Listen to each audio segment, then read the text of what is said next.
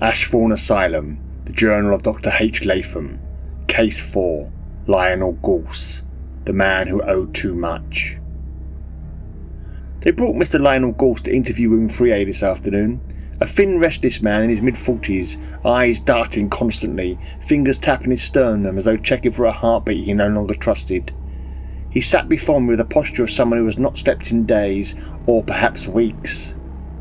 The police report states he assaulted a stranger in the street, shouting that the man had stolen his soul.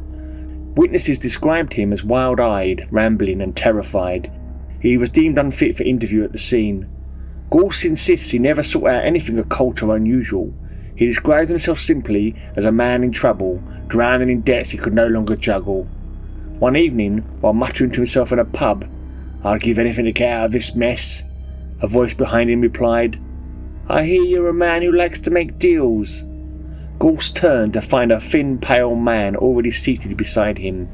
Ink-stained fingers, a small leather ledger, a polite smile. The man introduced himself only as Mr. Scrivener. Scrivener offered him a small loan, enough to placate one of his creditors. No interest, no threats, just a signature. Gorse signed without reading the document. He repaid late. Scrivener appeared again. Another loan, another signature. Gorse described it as easy, too easy. He believed he had found the lifeline. Eventually, Scrivener closed the ledger and said in a tone Gorse described as almost apologetic, "Mr. Gorse, you have borrowed more than you can repay. The debt must be cleared. Your soul will suffice." Gorse laughed. He thought it was a joke. He signed the final line simply to end the conversation. Scrivener nodded, closed the ledger and left. Gorse woke, feeling wrong. Not ill, not hungover, wrong. He described it as hollow, cold, like someone had scooped out the middle of me. Like I was wearing myself instead of being myself. He tried to cry and couldn't. He tried to pray and felt nothing.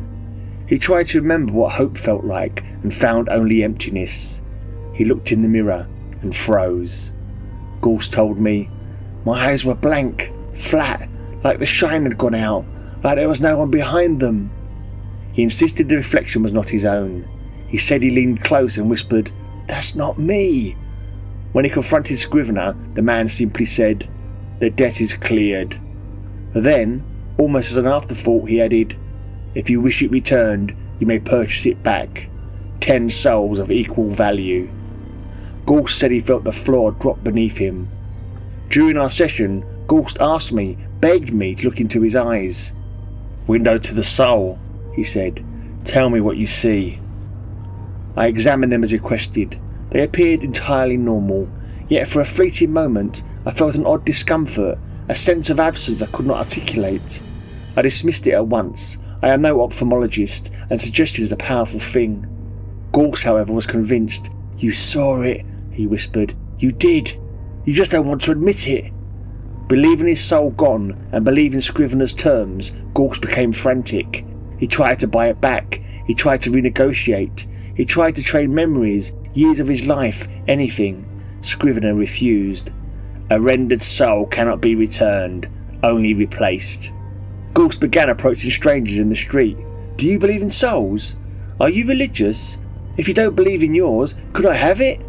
He avoided the mentally ill. Scrivener had told him, "The unsound mind cannot enter a binding agreement." Eventually he attacked a man he mistook for Scrivener. This is how he came to Ashthorne. As the elderlies escorted him from the room, Gorse paused at the door. He turned back to me, eyes wide, voice trembling with hope and hunger. "Doctor, you're a rational man. You don't believe in souls, do you? Could I have yours then?" He meant it as a plea, but it landed like a threat. I did not answer. I write this now with a lingering unease I cannot quite dispel.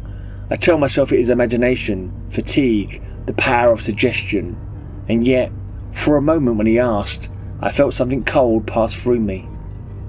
HL.